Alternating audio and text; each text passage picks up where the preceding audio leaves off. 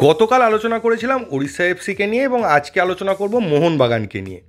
আপনারা থাম্বনেল দেখে বুঝতেই পারছেন যে মেনলি তিনটে বাধার কথা আমি বলেছি। তিনটে বাধা টপকাতে হবে মোহনবাগানকে। এবার অনেকেই ভাবছেন আমি তিনটে ম্যাচের কথা বলছি, না, তিনটে ম্যাচের কথা না, উড়িষ্যা মুম্বাই বা গোয়া ম্যাচের কথা না। সেক্ষেত্রে তো একটা বাধা টপকালেই, মানে উড়িষ্যা ম্যাচটা টপকে গেলেই 3 পয়েন্ট পেয়ে গেলেই আমরা চ্যাম্পিয়ন হয়ে যাব, তো সেক্ষেত্রে পরের দুটো আর বাধা হিসেবে থাকবে না। তো ওই তিনটে বাধার কথা আমি বলছি না। আগামী উড়িষ্যা ম্যাচে যে তিনটে বাধার সম্মুখীন হতে হবে মোহনবাগানকে, সেটা নিয়ে আলোচনা করব।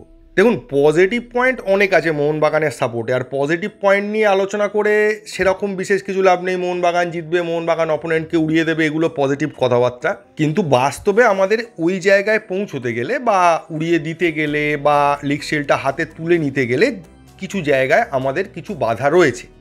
তো সেইগুলো টপকালেই তবে এই জায়গাগুলো আসছে। তো সেই কারণে বাধাগুলো নিয়ে আগে আলোচনা করব, তারপর পজিটিভ পয়েন্টগুলো তো রয়েছেই। মোহনবাগানের অ্যাডভান্টেজ কোথায় আছে সেগুলো নিয়ে আলোচনা করব, আগে ডিসঅ্যাডভান্টেজগুলো নিয়ে আলোচনা করে নিই। তিনটে যে বাধার কথা বলছি, তিনটে বাধার মধ্যে সব থেকে এবং সর্বপ্রথম বাধা, যেটা আগেও বলেছি, মোহনবাগান প্লেয়ারদের আত্মতুষ্টি। সেকেন্ড বাধা হচ্ছে উড়িষ্যা এফসির মরণ বাঁচন ম্যাচ, তাই তারা 100% জান লাগিয়ে এই ম্যাচটা খেলবে।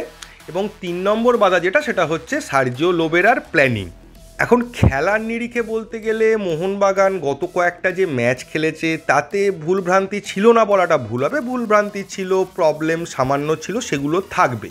কারণ মোহনবাগান টিম একদম 100% সব কিছু ঠিক, বিশাল কিছু এখনও হয়ে যায়নি ফুটবলের নিরিখে। এখন পৃথিবীর সব থেকে বড় বড় টিম যারা আছে তাদের খেলার মধ্যেও সামান্য কিছু এরর থাকে, আর সেই এররগুলো যদি না থাকে তাহলে একটা টিম প্রত্যেকটা ম্যাচে জিতে যাবে, সব টুর্নামেন্টই জিতে যাবে, তার কোনো অপোনেন্ট থাকবে না, সেই সব কিছু চ্যাম্পিয়ন হবে, এটা বাস্তবে হয় না। তাই পৃথিবীর বড় বড় সব টিমের মতো মোহনবাগানের খেলাও অল্প কিছু প্রবলেম রয়েছে এবং সেই প্রবলেমগুলোর জন্য মোহনবাগানের চ্যাম্পিয়ন হতে বা ম্যাচ জিততে খুব একটা বাধা আসছে না বা আসবেও না। উদাহরণস্বরূপ যদি কেউ বলেন ম্যাচে মিস পাস হচ্ছে, অপোনেন্ট কিছু ক্ষেত্রে বল কেড়ে নিয়ে চলে যাচ্ছে, সেগুলো হবে।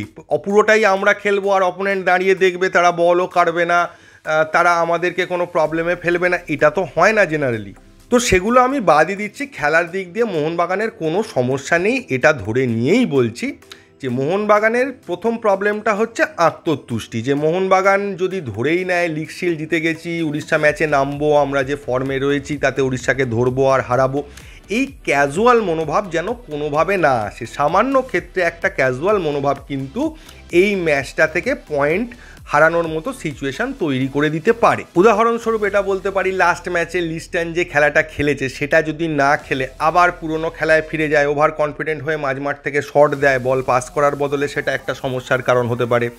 দুমদাম অকারণ শট মেরে গোলে 3 কাঠির মধ্যে না রাখতে পেরে বল উড়িয়ে দেওয়ার মতো টেন্ডেন্সি যদি প্লেয়ারদের মধ্যে দেখা যায়, যে নিজে শট করব, নিজে গোল করব, যেটা আগে ছিল এখন আর দেখা যাচ্ছে না মোহনবাগান টিমে, সেই জিনিসটা যদি কোনোভাবে ফিরে আসে, সেটা মোহনবাগানের ক্ষেত্রে প্রবলেম তৈরি করতে পারে। সেকেন্ড হচ্ছে উড়িষ্যা এফসির এখনকার যে কন্ডিশন, উড়িষ্যা এফসি যে কন্ডিশনের মধ্যে রয়েছে, তাদের ডু অর ডাই ম্যাচটা জিতলেও যে তারা সুপার 6 যাবে তারও কোনো গ্যারেন্টি নেই।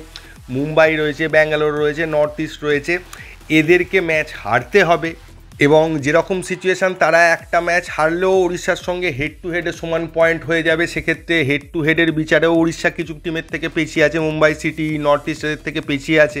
ফলে উড়িষ্যার সুপার 6-এ যাওয়ার কোনো গ্যারেন্টি নেই। এই গ্যারেন্টিটাও নেই যে উড়িষ্যা এই ম্যাচটা জিতলে সুপার 6-এ পৌঁছে যাবে। তবে এই ম্যাচটা জিতলে খাতায় কলমেও যেন একটা সুপার 6-এর আশা তারা বাঁচিয়ে রাখতে পারবে।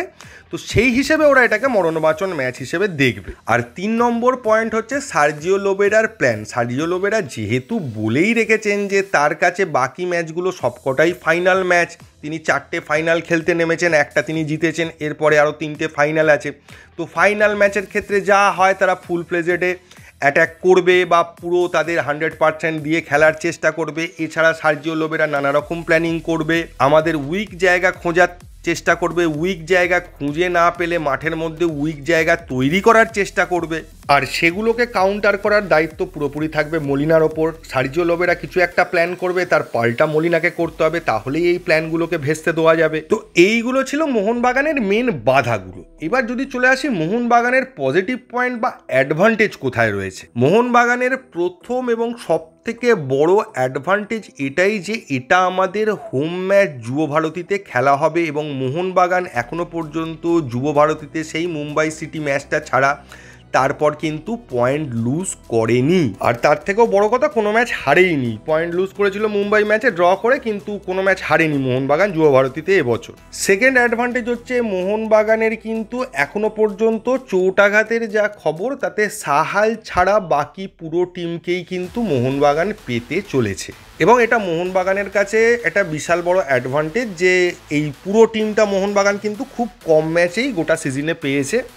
প্রত্যেকটা ম্যাচেই কারুর না কারুর চোট আঘাত ছিল, কয়েকটা ম্যাচে পুরো টিম পাওয়া গেছে। তো সেক্ষেত্রে একদিক দিয়ে অ্যাডভান্টেজ, সাহাল ছাড়া কিন্তু বাকি পুরো টিমটাই মোহনবাগান পাচ্ছে। গ্রেগ স্টুয়ার্টকেও পাবে, আশিস রায়েরও খেলার সম্ভাবনা রয়েছে, মনবীরও প্র্যাকটিস করছে, তো সে খেলতেই পারে, এরকম একটা সিচুয়েশান রয়েছে। নেক্সট এবং মোহনবাগানের সবথেকে বড় অ্যাডভান্টেজ যেটা, সেটা হচ্ছে মোহনবাগানের কারেন্ট ফর্ম। মোহনবাগান এখন যে ফর্মে খেলেছে অন্তত লাস্ট ম্যাচটা পর্যন্ত, তাতে মোহনবাগানের সামনে মনে হচ্ছে যে কোনো টিম দাঁড়ালেই তারা মোহনবাগানের সামনে দাঁড়াতে পারবে না। এই লেভেলের পারফরমেন্স কিন্তু মোহনবাগান করছে, কিন্তু ম্যাচ বাই ম্যাচ সিচুয়েশান আলাদা হয়। তবে কিছুটা আন্দাজ করা যাচ্ছে যে ওড়িশা এফসির কাছে যেহেতু ড্র বা মোহনবাগানকে আটকে দেওয়ার কোনো রকম কোনো অপশান বা তাদের লাভ কিছু নেই, যে মোহনবাগানকে আটকে দিলাম, 1 পয়েন্ট নিয়ে গেলাম, তাতে উড়িষ্যার কিছু লাভ হবে না। তো স্বাভাবিকভাবে উড়িষ্যা কিন্তু এই ম্যাচটা জেতার জন্য ঝাঁপাবে। আর জেতার জন্য ঝাঁপাতে গেলে গত ম্যাচে কেরালা ব্লাস্টার যে খেলাটা খেলেছিল সেই রকম ধরনের খেলা কিন্তু উড়িষ্যাকে খেলতে হবে, যার ফলে মনে করা হচ্ছে যে উড়িষ্যা কিন্তু প্রথম মিনিট থেকেই অ্যাট্যাকটা করতে শুরু করে দেবে এবং সেটা একটু হাই লেভেলের, বা উড়িষ্যার ক্ষেত্রে যেরকম কেরালার ক্ষেত্রে যেরকম হয়েছিল মুহুর্মুহুর অ্যাটাক, সেটা করার চেষ্টা করবে। এখন উড়িষ্যা টিমের মূল চালিকা শক্তি বা মেন পাওয়ারটা রয়েছে দুটো প্লেয়ারের ওপর দাঁড়িয়ে, একটা হচ্ছে আহমেদ জাউ আর একটা হচ্ছে হুগো বুমোস। হুগো বুমোস অ্যাটাকে সাহায্য করবে, বল বাড়াবে ফাইনাল থার্ডে, আহমেদ জাউও তাই করবে, কিন্তু আহমেদ জাউ তার সঙ্গে ডিফেন্ড করবে এবং আমাদের অ্যাটাকগুলোকে আটকানোর চেষ্টা করবে, তার সঙ্গে ভয়ঙ্কর ট্যাকেল তো আছেই।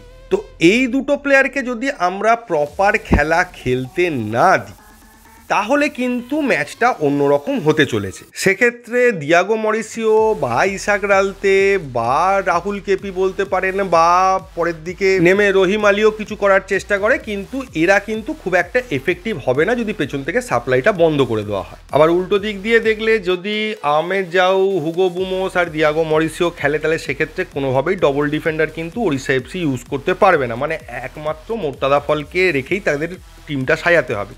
আর মোর্তাদা ফল যদি একা থাকে তাহলে মোহনবাগান অ্যাটাকের পক্ষে মোর্তাদা ফলের একার ডিফেন্সটা ভাঙাটা খুব একটা সমস্যার বিষয় হবে বলে মনে হয় না। আর মোহনবাগান ডিফেন্স যদি আগের ম্যাচের মতো সলিডিটি দেখায়, ক্লিন শিট রাখতে পারে, উড়িষ্যাকে অল আউট উঠতেই হবে, ডিফেন্স ছেড়ে বেরোতেই হবে এবং সবাই মিলে অ্যাটাক করতেই হবে, এবং সেখানে মোহনবাগানের গোল করার সুযোগ অটোমেটিক্যালি চলে আসবে, কারণ ওদের জিততেই হবে, ওদের জেতা ছাড়া কোনো অপশান নেই। তো যতক্ষণ আমাদের এখানে ক্লিন শিট থাকবে ওরা পাগল হতে থাকবে, ওরা আরও বেশি অ্যাটাক বাড়াতে থাকবে, আমাদের গোলমুখ খোলার জন্য আরও বেশি অ্যাটাক করতে থাকবে, দরকার হলে সবাই মিলে উঠে চলে আসবে। তো নর্মাল ম্যাচ হিসেবে দেখলে মোহনবাগানের কাজটা অতটা সহজও নয়। আবার মোহনবাগানের গত ম্যাচগুলোর পারফরমেন্স দেখলে মোহনবাগানের কাছে বিষয়টা অতটা কঠিনও নয়। তো মোহনবাগানকে শুধু কনসিস্টেন্সি ধরে রাখতে হবে, সিম্পল একটা কাজ, এতদিন গত কয়েকটা ম্যাচ যেভাবে খেলেছে সেইভাবে এই ম্যাচটা খেলা, 3 পয়েন্ট আনা, ব্যাস, তারপর বাকিটা রেকর্ড, ইতিহাস সব কিছু হয়ে যাবে। আগামীকাল মোহনবাগানের ফার্স্ট 11 কি হতে পারে সেটা নিয়ে আলোচনা করব এই ভিডিওতে। এইটুকুই। যদি ভিডিওটা ভালো লাগে তবেই চ্যানেলটাকে সাবস্ক্রাইব করবেন। থ্যাংক ইউ, ধন্যবাদ এবং জয় মোহনবাগান।